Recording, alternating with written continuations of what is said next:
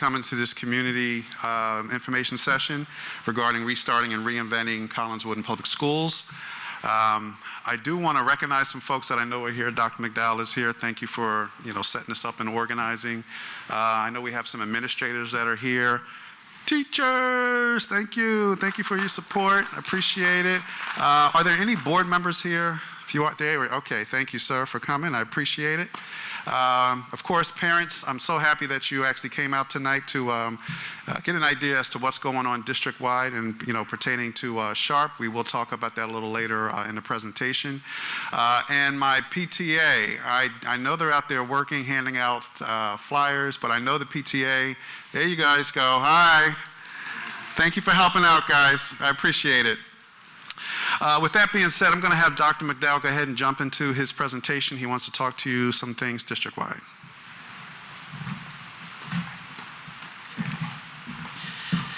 So good afternoon, everyone. Thank you again for being here, and thank you for taking the time. But more importantly, thank you for your continued partnership with the Sharp School.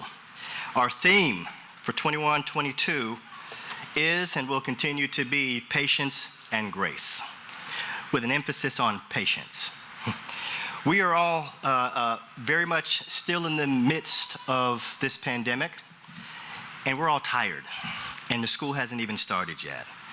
The news cycle is unbearable. It's a pace that is unsustainable, but our collective goal, which we stated back in March, early March, was the successful and safe return to school in September for full-time in-person instruction, and that's what we're going to do. Our collective strategy is to make sure that we have a safe environment and that we continue to follow the science to remain open. We don't want to go back. We don't want to put ourselves in a position where students aren't getting the full scope of what we have to offer within Collingswood Public Schools. So I want to start with not a humble brag, because I believe that you can't talk enough about our outstanding educators that are here. Your children are in excellent hands. The educators at the Sharp School are top-notch, and all of the things that we're seeing that's manifesting in social media, in the news, in living room conversations, is not consistent with the expectations and the skill sets that our outstanding and phenomenal educators bring to the table to support your children. I've been very blessed and very fortunate to have worked all over the country. I've visited schools all over the country, and I can say with the utmost confidence that within our school system, we have some of the best educators out there. Please keep in mind that none of our educators signed up to be in this particular predicament. But what we've been able to do through collaboration, through innovation, and working together is we've been able to identify what do our students need, how do we ensure that they're receiving what they need, and then how are we making the necessary adjustments when conditions change, often on a week-by-week basis. So our title for our presentation from a district perspective is Restarting and Reinventing Collingswood and Oakland Public Schools.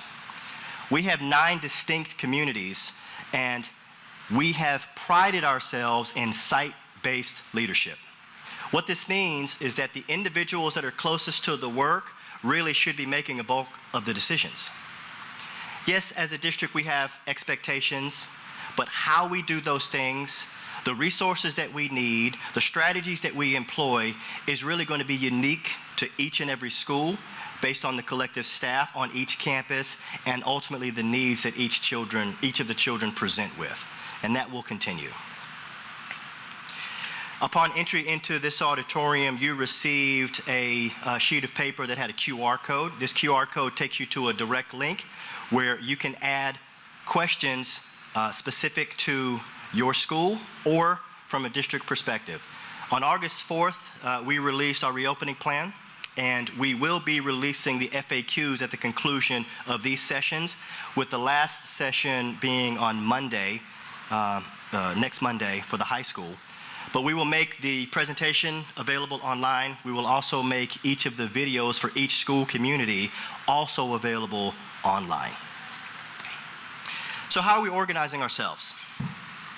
The Learning Policy Institute is a national think tank of experts in the areas of social emotional learning, mental health, education, leadership, policy, practice, and the like. And they identified 10 core priorities for the successful and safe return to school. We began introducing these 10 priorities to the community back in April as how we would be organizing ourselves for this upcoming year. So I'll talk to you a little bit about those at this presentation. The first is closing of the digital divide. We are very fortunate to be in a district that believes in technology, and we are currently a one-to-one school district, and we will continue to do so.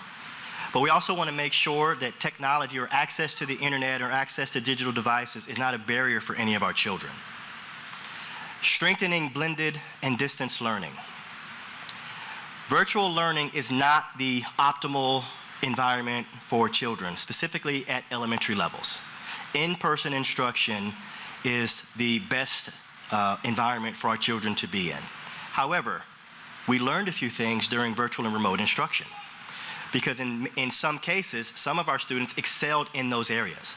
So we're going to continue to learn the things that worked, try not to repeat the things that didn't in the areas of distance and blended learning, and we will use those and leverage anywhere, anytime learning for our students, and put contingencies in place in the event that viral resurgence forces us to close either a classroom, a school, or the district.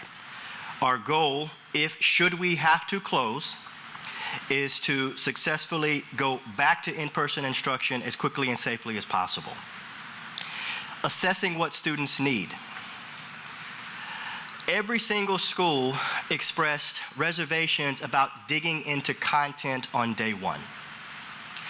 We have had numerous conversations about what do children need upon the successful re-entry to school, given the fact that a large percentage of our children within our school district have not physically been in a school campus for 18 months.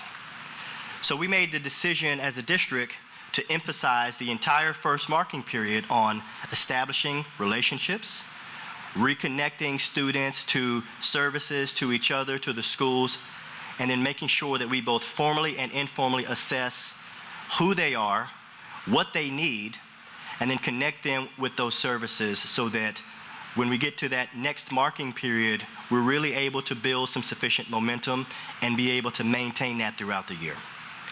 Ensuring supports for social and emotional learning.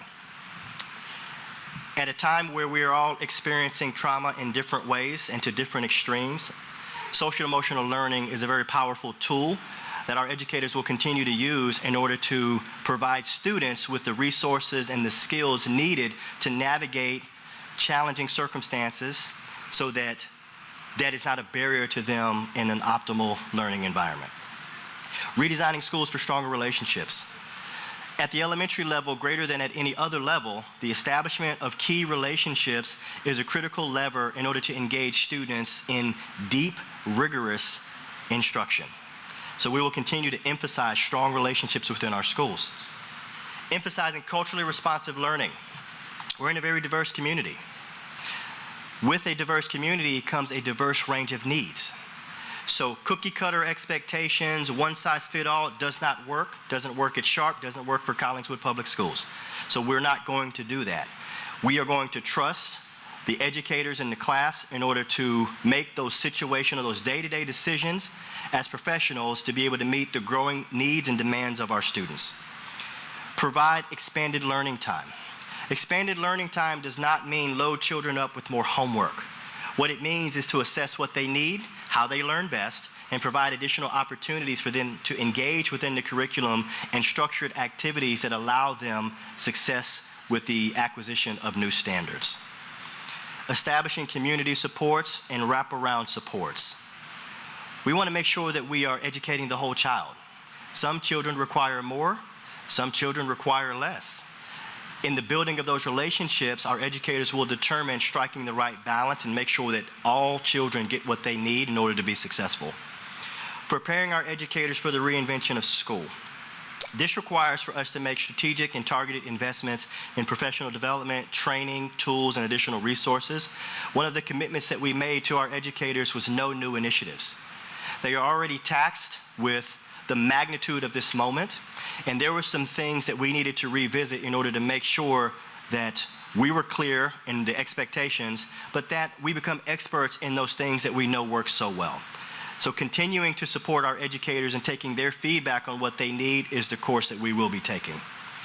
Leveraging our resources and equitable school funding. As a district, we received some stimulus money. We identified different buckets of work for those funds, one being facilities upgrades to make sure that we had healthy and safe facilities. Thanks to the leadership from our school board, they have continued to make targeted and strategic investments in our facilities, and they will continue to do so. But more importantly, that they've allowed us to earmark dollars and funds for accelerated learning, social emotional supports for students, as well as targeted professional development for staff. So special thanks to our Board of Education. Sources of information, and this is probably a contentious area.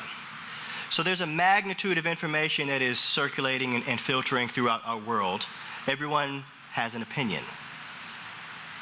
Sources of information that we use are the New Jersey Department of Public Health, the CDC, the World Health Organization, the American Academy of Pediatrics, and Community Conversations. We do not subscribe or get our directions from Facebook, TikTok, Instagram, and social media. So we just want to be very mindful of legitimate, evidence-based sources that we're using to inform our practice. But the most important piece of feedback that we received happened during our community conversations.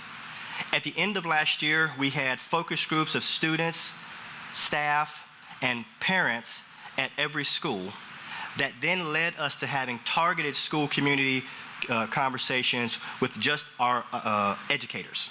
Our educators then, at a site-specific direction, looked at two core areas to get us to this moment today. One, teaching and learning. Two, health and safety. Every single campus put forward targeted recommendations in what they believed would get us to a safe return to school in September. And those recommendations became the bulk of the content that we use to develop our school reopening plan. We will continue to go back to our educators for continued feedback on ways that we can improve, on things that we can revise, and then areas of flexibility that are needed after we start with this current year. So health and safety. Will students be required to wear masks? Yes. Based on guidance from the CDC, the American Academy of Pediatrics, and the governor's executive order earlier this month, masks will be required for all individuals ages 2 and older, regardless of vaccination status.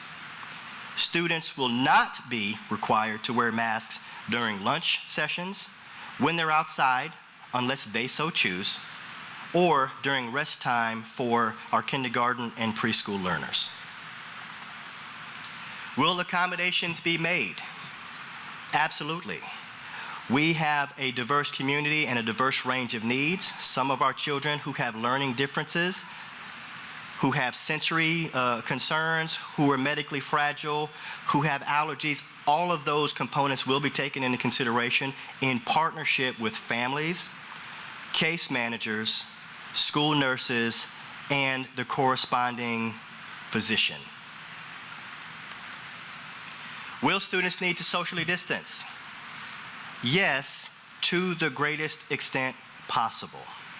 In our district, our elementary schools are seasoned. I don't want to use the term old. They are seasoned. Our youngest elementary school is 50 plus years. Schools in the 50s were not built for a 2021 global pandemic that requires social distancing. You're going to hear a little bit more about what we have done in order to combat that in terms of investments with air quality and facilities upgrades a little bit later in the presentation from our Director of Facilities. But some of the things that we're doing specifically in elementaries is students are being placed in targeted cohorts in order to reduce cohort mixing, which is a core strategy. So students will be with a cluster of children, and that will be the group of children that they are with throughout the day in order to minimize levels of risk. When we talk about risk, There is no environment and no scenario that has zero risk. Our goal as a district is to significantly reduce risk of exposure to infection for our students and our staff. We are planning for, to the greatest extent possible, to ensure that students are at least 3 feet apart.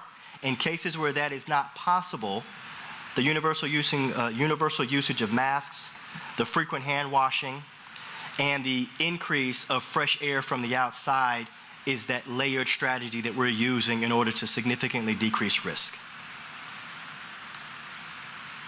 Will lunch be served at school?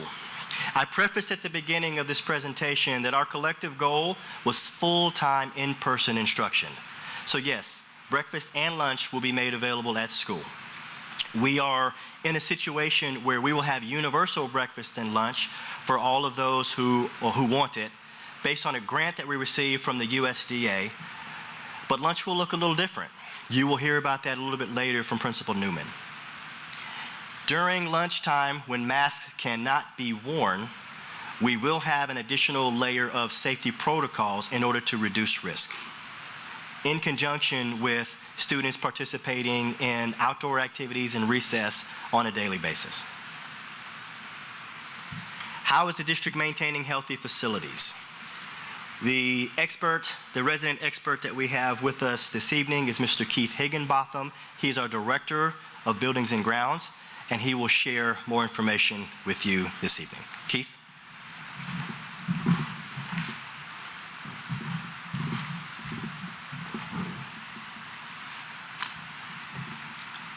Good evening, everybody.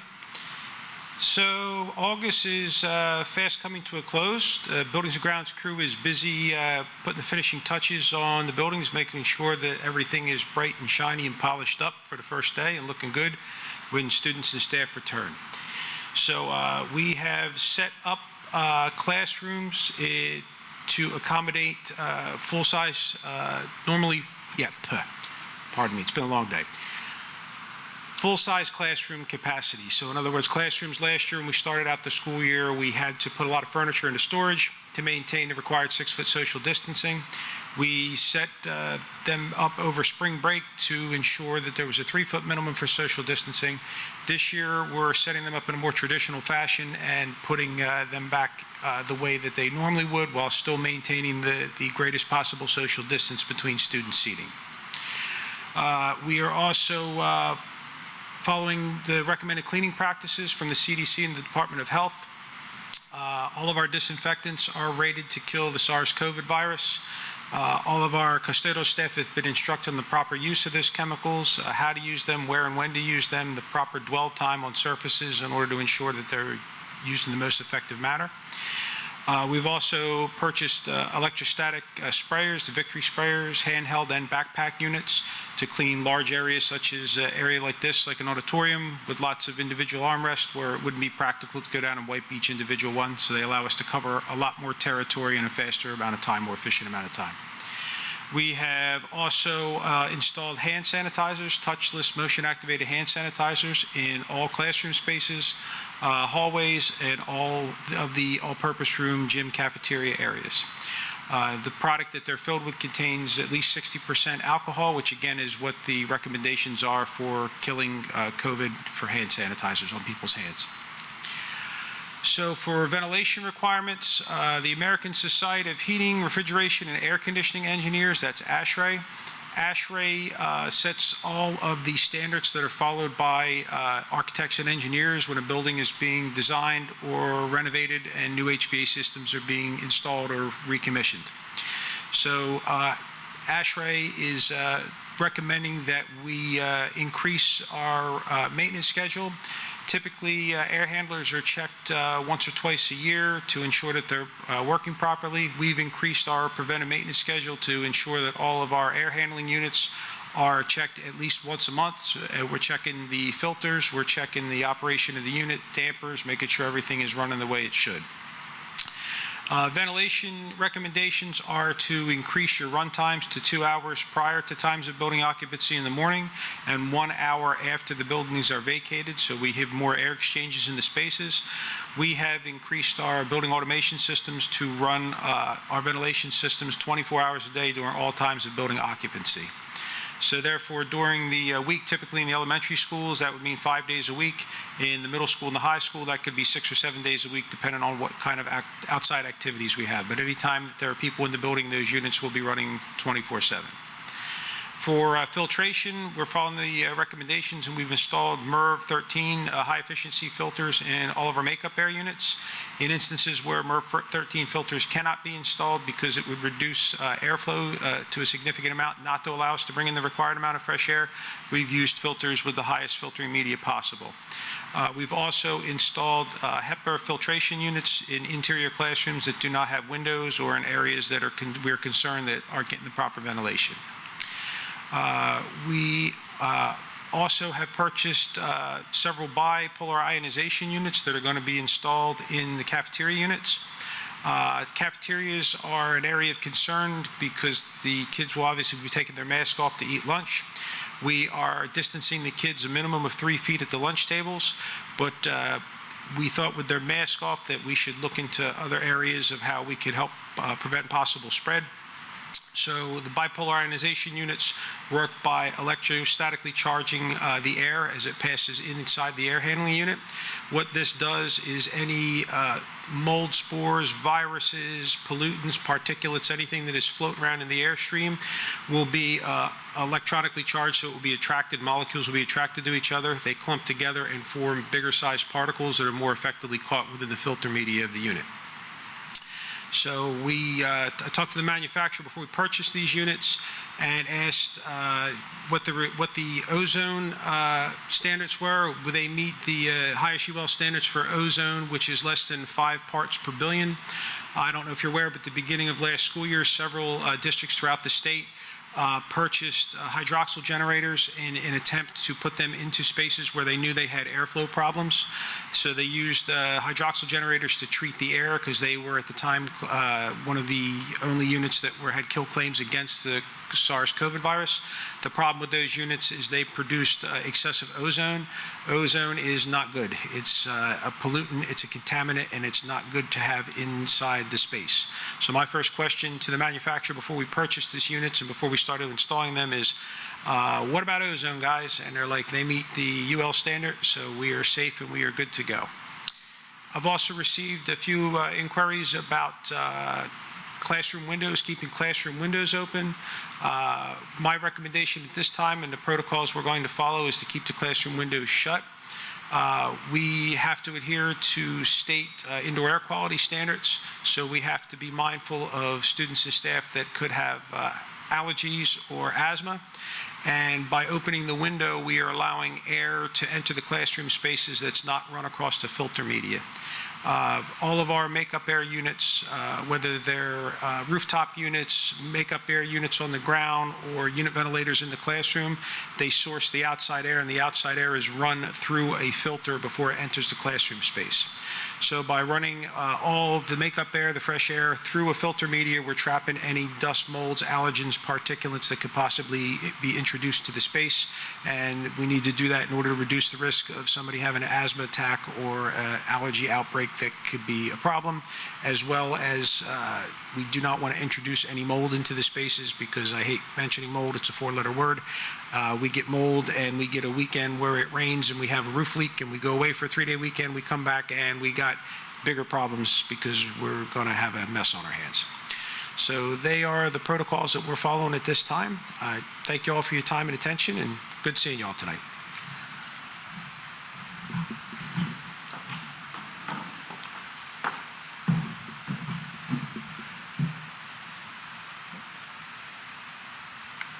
All right. Hi, I'm Tracy Taylor. I am the supervisor of school counseling, and on behalf of the Collingswood and Oakland instructional leadership team, I would like to share the philosophies associated with how we will approach social emotional learning and academic learning that will take place across our schools this year. As you can see from this slide, Our district implements a comprehensive approach to curriculum and instruction and aspires to meet every student where and how they learn best. The Collingswood and Oakland school districts take great pride in understanding the individual needs of our students alongside the goals and expectations of the New Jersey Student Learning Standards. Our district believes that teaching students to the whole child means understanding that the assessment of daily learning goals holds great value in promoting student growth and achievement. Across our districts, we incorporate a number of assessment practices to guide our students and inform our instruction. As we promote the New Jersey Department of Education's aspirations toward the road forward, we will begin the year by focusing attention on the social emotional wellness of our students, as well as their specific content learning needs. Our elementary schools regularly assess students' understandings of concept aligned to state standards through indicators of understanding which are embedded in our curriculum. Our educators use a range of specific programs and assessment tools to determine student growth and progress and to assist students in determining their individual learning goals. In the area of mathematics, we incorporate such programs as Go Math and Imagine Learning for standards-based and performance-based assessment in math. In the areas of literacy, educators use performance-based assessment and learning progress to promote daily learning experiences, as well as specific programs such as Foundations and the Teachers College Reading and Writing Project units of study. During science and social studies, our educators continue to promote a standard-based approach with regular ongoing assessment of key concepts and understanding. Through the use of our programs like Mystery Science and regular discussions surrounding current events and historically significant concepts, we are able to gain an understanding of students' development as scientific thinkers and global citizens. New Jersey Department of Education has made available the Start Strong assessment in grades 4 and 5 for English, language arts, and math. These assessments are available to assist districts as they prepare for the return of the NJSLA, the New Jersey Student Learning Assessments, in the spring of 2022. As we return to school in September, our foremost responsibility is to create an environment where our students, families, and staff feel valued and supported.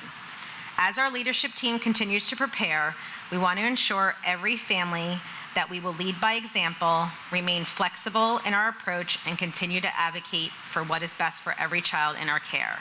We remain committed to keeping the social emotional learning environment at the heart of all of our practices and look forward to rewarding, engaging, and fulfilling experiences with your child throughout the 2021-22 school year.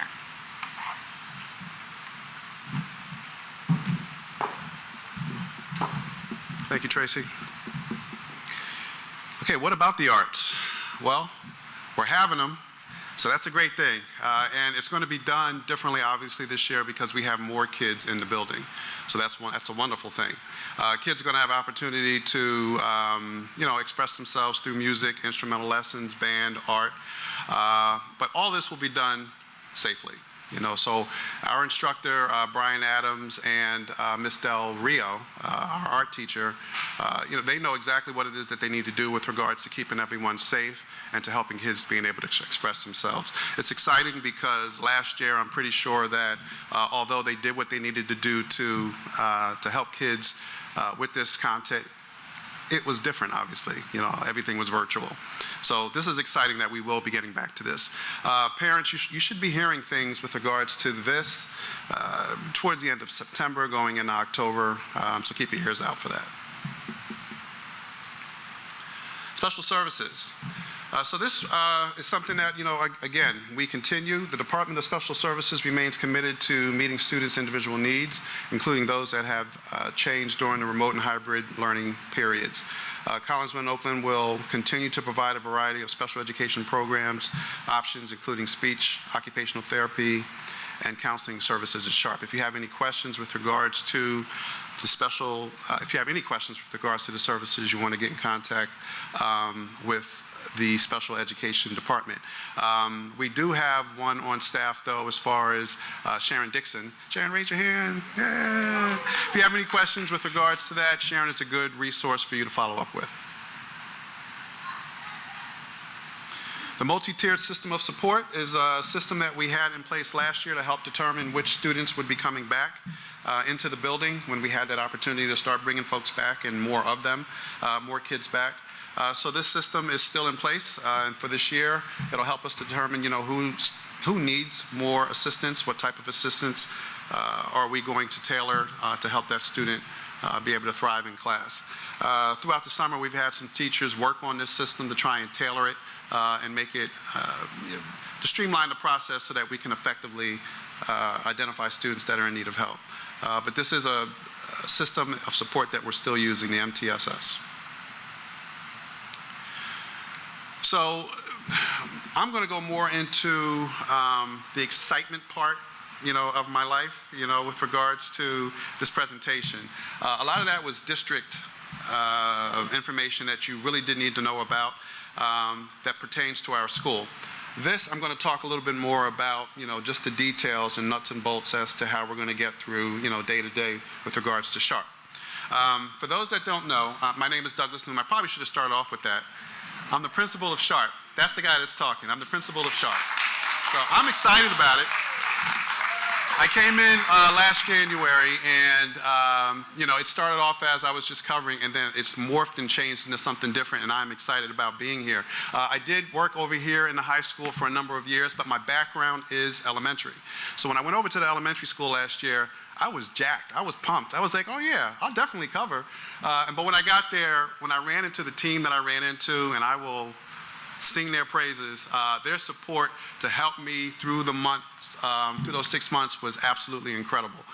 And to be able to return to that, I've been thinking about that all summer. I just want to make things special. And so, I feel pressure to make things special, and I hope that you can understand that the authenticity, say the word with me, authenticity of the approach is there. Thank you, guys. So it's there. And I hope you understand where it is that I'm going. The let's go here. So my boys, I have 2 sons at home, and they're playing video games a lot during the summer. It is what it is, but they enjoy themselves. But I hear this all the time. Let's go! Let's go. I hear it. I'm in the kitchen. I'm washing dishes. I'm outside. I'm cutting the lawn. And I can hear them going, let's go. They're really excited about something. So I said, you know what am I excited about? I'm excited about what's getting ready to come. So let's go SHARP, okay? Let's go, folks. Here we go. All right, the nuts and bolts. So one of the things that you need to keep in mind, obviously, the first day of school is September 8th. Yes. If you're not excited, you need to be. But it is. It's here. It's here. It's not going anywhere. So September 8th is coming. For those first 3 days, I want you to keep in mind, folks, that there are some things that are a little different the first couple of days of school. They are half days, first of all. Okay, so you come in. It is a half day. Now, I'm going to go back and forth between pre-K and K through 5th, because basically we have 2 programs in the school. But pre-K, you come in at 8:45, and dismissal for those first 3 days will be 12:15. And there's a reason why the dismissals are staggered. I'll go into that a little bit after this. Kindergarten, you come in at 8:15, and dismissal will be 12:25.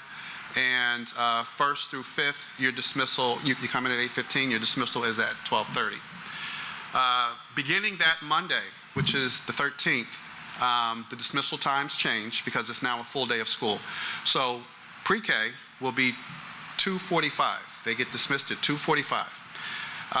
Kindergarten will be 2:55, and 1st through 5th will be 3 o'clock. Okay, so there are some things that are a little different this year with regards to pick up and drop off. There are some concerns, and there is a concern that I've had with regards to what I've witnessed since January, which is the congestion that goes on in that area, from Taylor to McGill to Comley.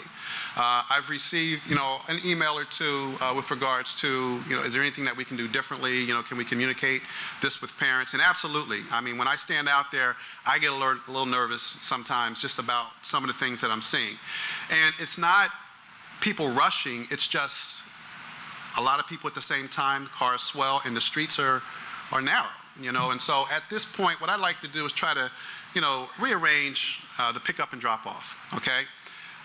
It does help with preschool that we've moved the location because that's the same area for evacuations for them. Okay, so in this area on Taylor Ave, pre-K comes out during fire drills, during any type of evacuation. This is the area that they go to.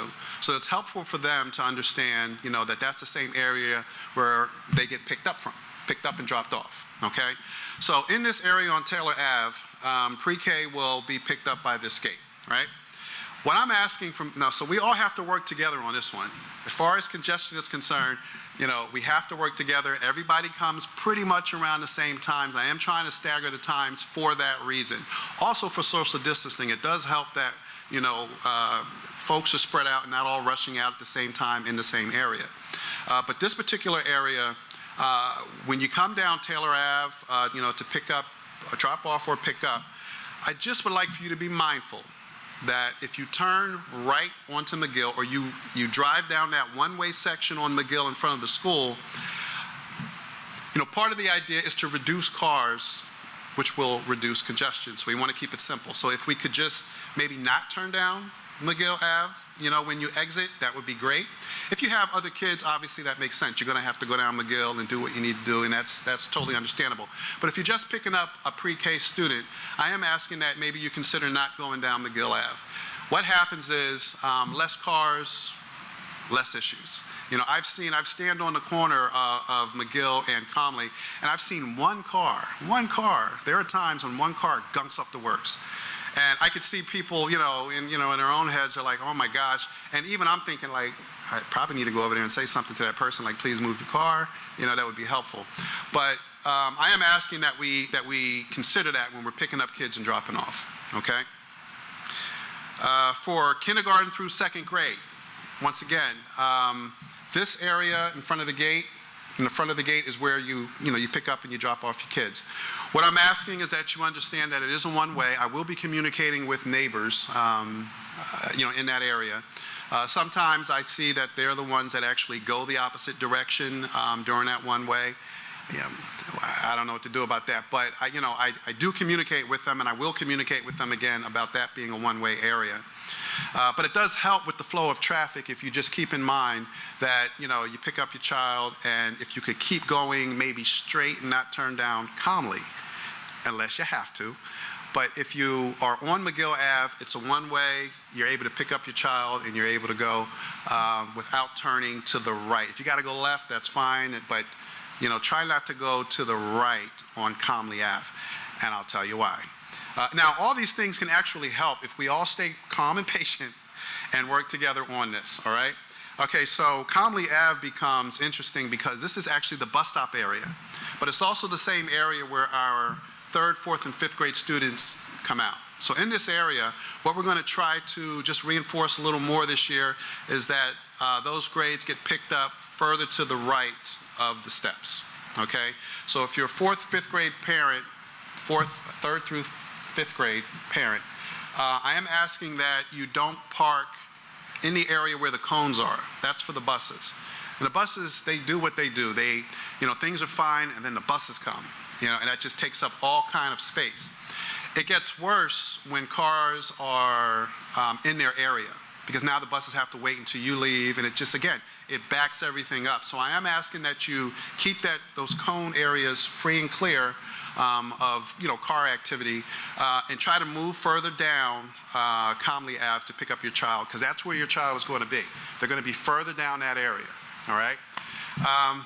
Once again, and if you're parked across the street on Comley Ave, please walk over, pick up your child, and come back. Comley Ave is still two-way. It's not one-way. The only street that's one-way is McGill.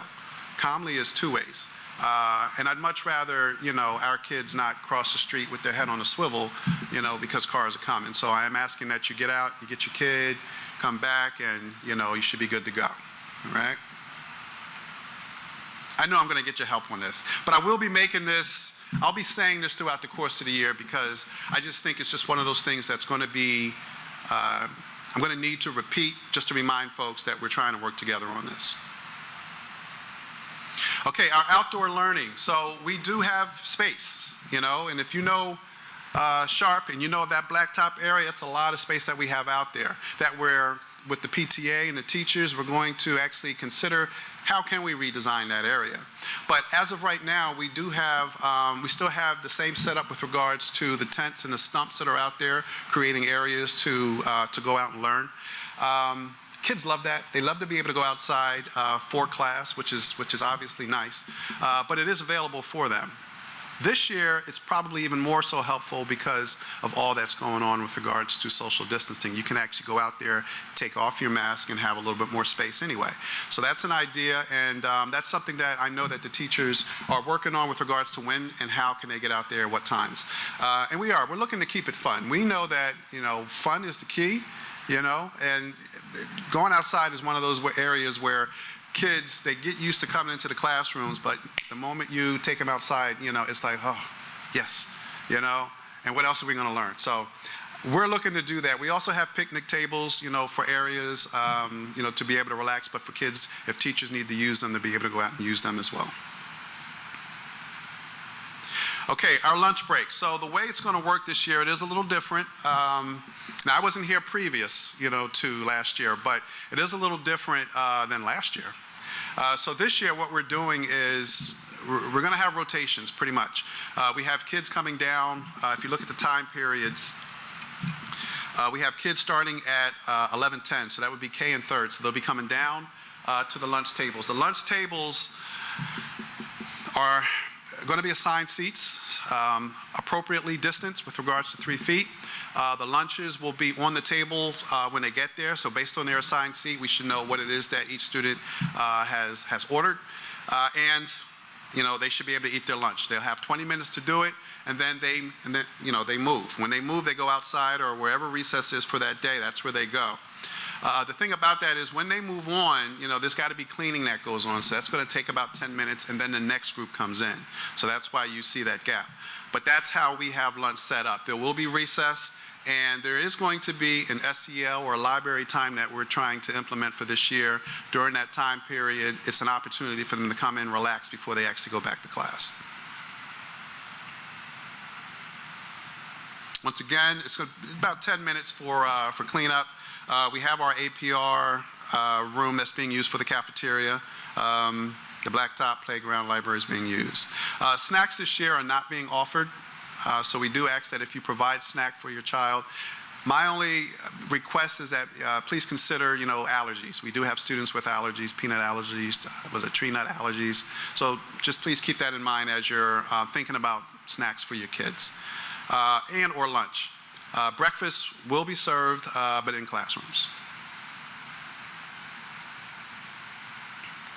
As far as visitors are concerned, I don't mind visitors, but I probably won't be in my office. I plan on being in the classrooms, working with students or working with the teachers or just observing and seeing what's going on. It's exciting to be in there. When I see them get to work and they're actually engaging with the students, that's where I want to be. So that is by appointment only, but pretty much I do know that when you come up, a lot of times, someone forgot something.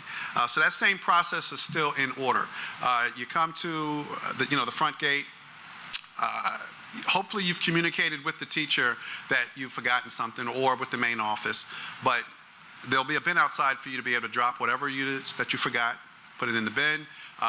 Buzz, Ms. Kawasa will, work with you and do what she needs to do to get those products, whatever it is that you forgot to your child. Or hopefully you've communicated with the teacher once again, and then that teacher can come down and do what they need to do to make sure that, the items are, gets to your child. Like last year, the bathroom. Thank you. Sound like she said, go, Doug, so I'll take that. Like last year, the bathroom and classroom doors will remain open. That is to help with ventilation. Field trips, not yet. We're looking for, they happen in the springtime anyway, so hopefully by then we'll be able to hear more about what it is we are, what's possible with regards to field trips. So we are going to have to be able to give it some time. And that's the same thing with classroom parties. However, celebrations can happen in a different way. If we do certain things and we're, as far as like outside is concerned and weather permitting, those are things that we can take a look at. But right now, classroom parties won't happen, at least for the first semester. This part I get really excited about because, you know, when I first came in September, you know, it's elementary schools and high schools obviously are different, but the noise is completely different, you know. And now what I've noticed about the elementary school is that it's just happy noise. You know, it's just happiness all over the place. You hear teachers engage with students. That's a wonderful thing. You hear teachers laughing. You hear kids laughing. You hear that. You see that. You see that between each other. As far as the kids, you see it between the teachers. I love that. You hear the singing. You can go out at any one point in time on that first floor and you're going to hear somebody chanting or singing. You know, I mean, what's that song that we keep hearing? Something about the hallway and working in a hallway. I hum it sometimes, and I don't even know I'm humming it.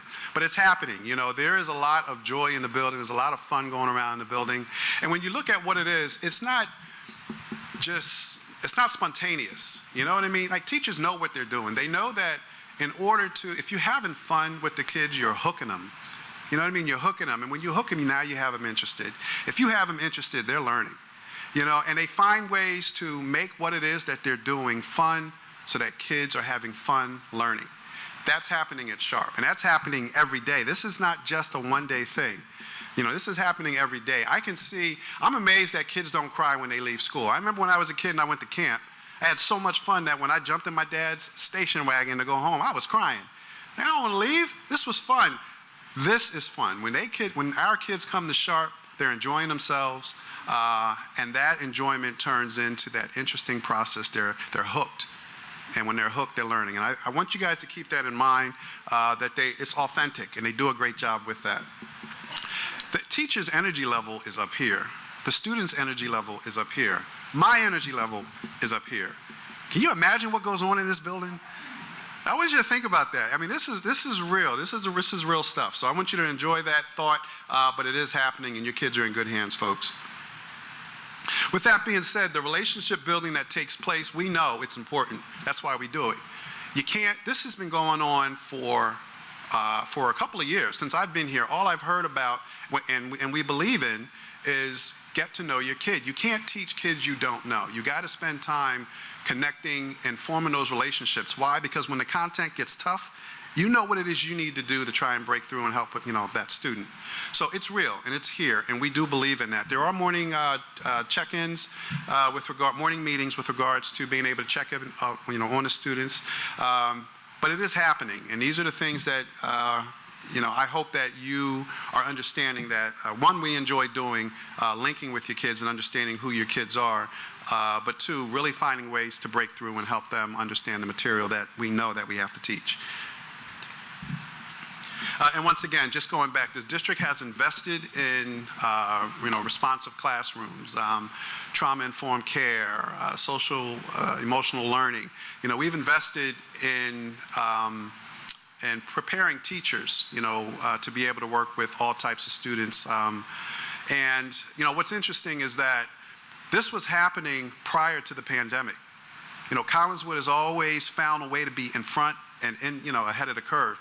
This was happening before the pandemic. The pandemic hits, and lo and behold, it's like, you know what, we're ready. We're ready for this, And so it is here, and, teachers are prepared to work with your kids. Yet does win. I can't tell you how many times I use it here at the high school to help students understand that things will get better. Here at the high school, it does get a little heavy with regards to the issues that they present. And there are times that, you want to hug them and, you cry with them, but you get them to understand that, things will get better, It hasn't happened for you yet, but it's coming, Here at the elementary level, I had a kindergarten student come in last year, and the student was struggling with behavior, and he was upset that he wasn't behaving better. So well, that's different, And he knew, that he wasn't behaving better, but he was like, when it all came down to it, I wanted him to understand that, look, it hasn't happened yet. But when you go back to class, guess what can happen? We want to take that, we understand that growth mindset is huge. It takes the lid off and it allows folks to grow. And we want kids to understand that. We know that there is no ceiling when it comes to our kids, that there is untapped potential that we want them to understand. And it happens. Yet does win. Make sure we use it, right? Sharp celebrating kids. We do celebrate our kids. We're going to do it more, and we're going to organize how we celebrate for the most part. Now, there's a lot of spontaneous celebrations and high fives and all of that. I felt in my mind, I said, you know what, this year I'd like to try to enhance that and do more of it. So the idea with this, where are my glasses? My idea with this is to, with collaboration, coordination with the teachers, just monthly recognition at a large scale, right? We're going to individually recognize students, but we're also going to do it, classroom-wise. But we're looking for, obviously, academic achievements. Attendance is something that I am going to go after this year with regards to all of our students, and so I'm looking to put that on there because I do want to celebrate kids that do better with their attendance. We're going to celebrate what teachers observe with regards to students, classroom efforts, safe play at recess. All of those things matter. And so those are the things that we're going to try to continuously, positively encourage, within our building. So the recognition can come in a form of outside celebration, could be a party of some sort. Honoring students in class, I'll come in with, I don't know, or something, gift certificate. We're going to have that. I'm going to have that ready. But, actually what I'll do is I'll find out what do kids want, and we'll figure out, if those are the things that they want, those are the things that they can have when they get honored. Okay, so when I first got here and I looked at our cafeteria, all I'll say is it could have been better, right? White walls and just things need to be done a little differently. Same thing with the bathrooms. So, and I'll leave it at that. So when I was talking to the PTA, they were already there. That was already on their list of things to do. So once we, that collaboration happened, boom, it took off. And, the PTA is so resourceful, found, the individuals to help, paint the room and reorganize the room. Mr. Higginbom was great in being able to, get his guys organized to help out with this whole process. There are still things that need to be done. We still need a curtain, right? The curtain's coming. It's coming, right? Curtain's coming. Curtain's coming. Curtain's coming. He's on the spot. I got to put him on the spot, but Oh, great. Okay, curtain's coming. So it's coming, which is great. And you know what that does? It enhances that area. But we have these characters now on the wall. So what does that mean? That means I think, in my mind, I think we need to actually provide more meaning to what it is that they're looking at on the wall, right? So we have all these different characters. I believe it's an opportunity, is what it is, to find out, have classes, have kids create a story. What's their backstory? What are their names? Do they even have names? Which it's probably no. By the way, does the shark have a name? No? It's not shark? Thomas, but that's not his real name. We've heard that. Okay, so it's not Tom. So we need to probably come up with a name. That'd be nice, right? I know the penguins have names. Hoppy and Hippie, or Pogo and Penny. sorry, Pogo? Pogo and Penny. Pogo and Penny. But is there a story with Pogo and Penny? See? So we can create a story. We can have students work on some type of backstory, which I think would be cute. And, their story is their story for these characters. Maybe the names can stick around, but I know that the stories will change. And they should. Everyone is creative in their own way. But I think that this is an opportunity to actually bring the school together, bring our pre-K program, which is pretty much a separate program from what it is that we do. But when we can, we want to try and bring everybody together and do some things building-wide. So as far as pre-K is concerned, I forgot to mention, lunches. I'm sorry, pre-K, they do eat. Yes, they do. Now, they eat in their classrooms, but they do eat. Okay, so that is a separate time that they do that. They don't mix with the K through 5th. I'm sorry, I forgot that. All right, so, but this is something that we are looking to do for this year, create some type of story for these characters and give these characters meanings. I can see the kids talking about it already, and I'm excited about this opportunity. So again, each month we could take it and provide a bit more meaning to it. Who's kind on the wall, and what does kind look like? How do you know they're kind? Who's scary?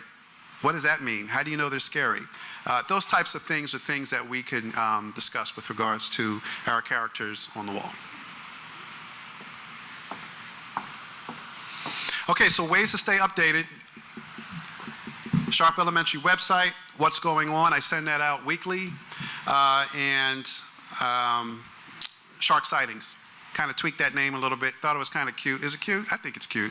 So Shark Sightings, since we're, sharks are our mascot, those are opportunities throughout the course of the day. I'll tweet out what's going on so you can kind of see what's going on, in an instant. That's pretty cool.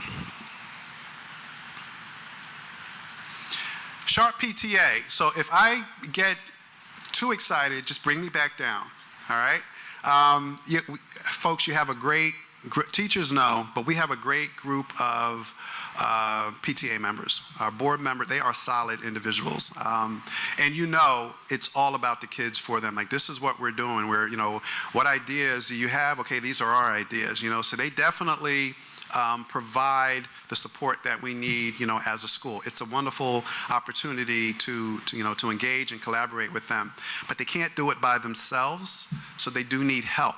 They always need help. When you look at some of the activities that go on up here, you can see why they would need help. And this is just the scratch of the, I couldn't list everything. There are things that take place, just know that there's a lot of activities, and I'm sure that they'll be able to, inform you of when they need help and how they need help. But please take a look and get in contact with any one of the board members, Julie, Damon, Carla, Amy, Lindsay, and just let them know that you would be interested in helping out. That would be a wonderful thing. By the way, as far as the cafeteria is concerned, during that lunch period, it's looking like I'm going to need more help from volunteers to help make sure that lunches are on the table for students. I am going to give the PTA a heads up that I am going to need that help.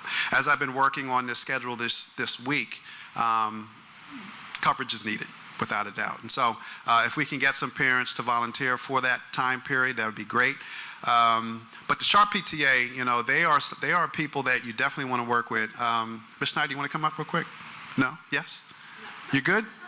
Did I say enough? Okay, I guess I said enough. All right, and so please get involved, get in contact with them. Ms. Snyder, could you raise your hand? Just pull it to the side, let her know that you are definitely, interested, and that would be helpful. And last, but definitely not least, these are some incredible people. They really are. I really do enjoy the effort that they give. They bring it every day. They bring their attention. They bring their attention to detail. They are organized. They are excited about working with your kids. I see it. I enjoy it. I love seeing it. And it does happen. With their support, this year is going to go through the roof. Sharp is on the move. Your kids have come in at the right time. If you're pre-K and if you're here, you should have seen some of the changes that are happening. And with regards to just, our energy, it's going to go up. And the activities that you can expect that your kids to be excited about, I'm excited about. I know that, attendance has been somewhat of an issue. If they're excited about coming to school, I don't see attendance being too much of an issue. So I'm excited about what's coming and what's about to happen. Parents, you are the greatest. I do appreciate you being out here tonight. It really does make me smile to see you here. I know it's not the big crowd that we want, but that's okay. I'll talk to whoever wants to hear it. There are going to be other opportunities for me to address more parents, so those opportunities are coming. Thank you for being here. I appreciate your time. You guys have a good night.